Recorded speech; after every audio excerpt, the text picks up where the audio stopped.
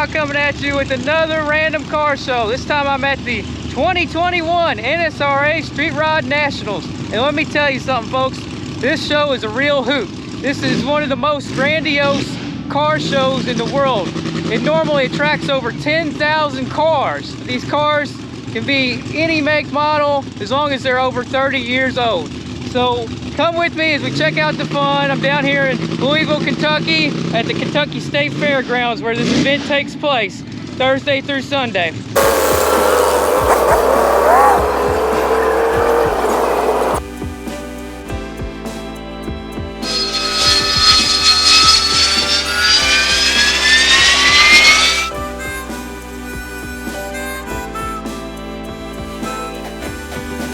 Oh yeah!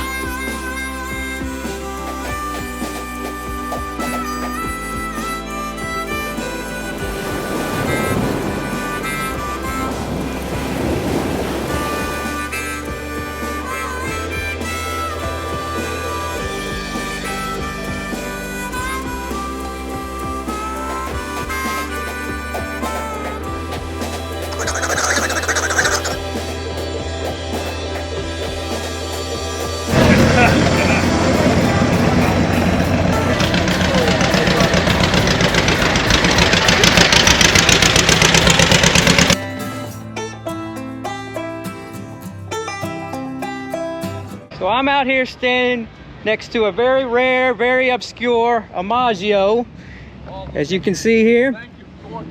And the owner here would like to tell you some things about it. Hi. Yeah, the car was kind of a dream that I had of taking some of the old race cars like Alphas and Studebakers, either Indy cars or race cars from Europe. So it's the front of the car, the suspension, is based on Harry Miller's Indy cars of the late 20s, early 30s, has double quarter elliptical suspension. And the shock absorbers on front and back are Hartford type friction shocks.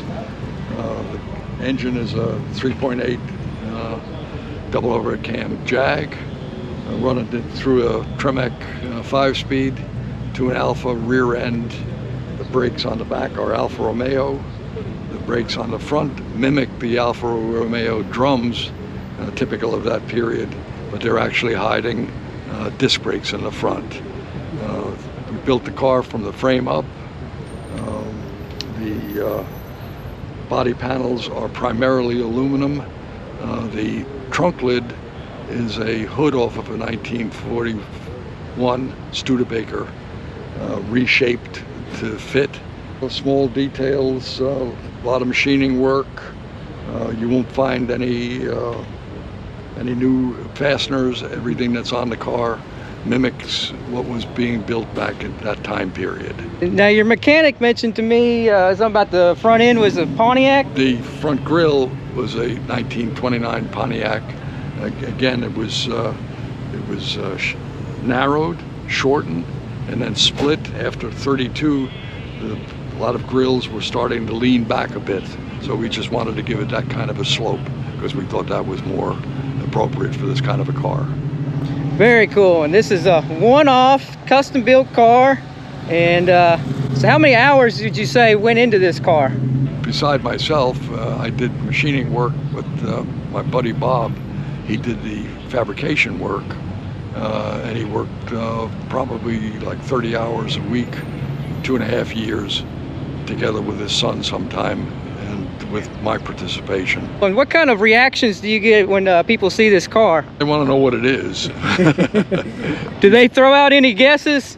No, they want to know what we started with, and I tell them we started with a piece of plywood, and because we modeled everything in plywood before we started committing to fabricating steel. The frame of the car was done in plywood before it was done in steel, and the firewall and lots of the other componentry that went on it were first model. So it was together, taken apart, I don't know how many times until we finally had it to where it is today. Thanks for your time. Yeah, pleasure. Yeah. Thank you.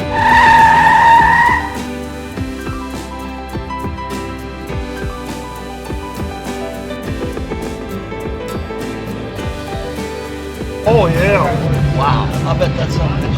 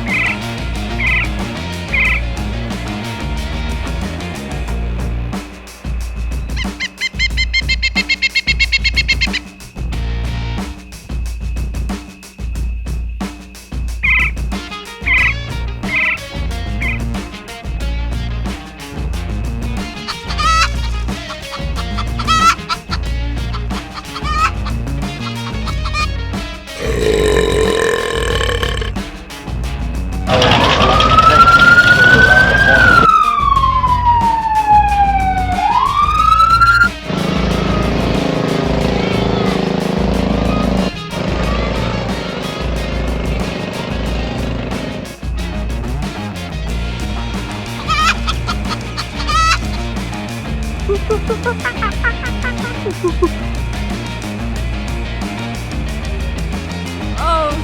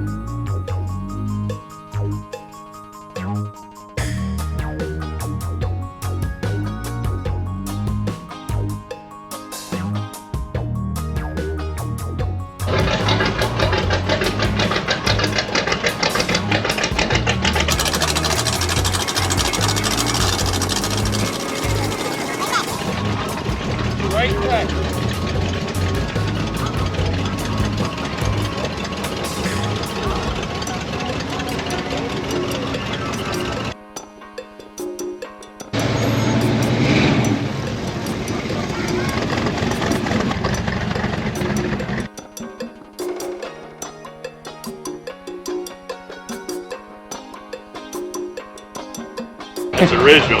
Awesome. That's mine. I've had it since day one.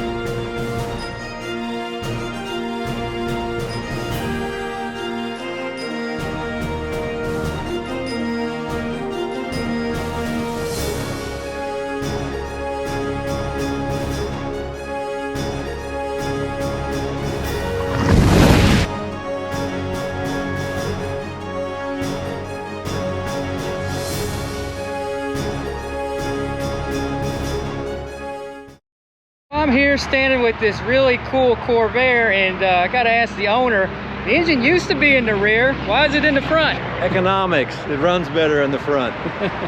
Plus it looks cooler with that big engine there.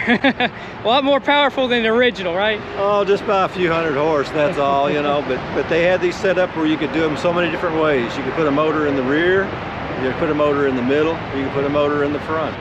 Corvair, they made a Yanko version of it, and it was really fast, but this would, I think, would blow the doors off of it. Oh, the Yankos were pretty bad boys, you know. They were 200 horse. It was easy to get almost 300. Stock transaxle for a Corvair will take 300 horsepower.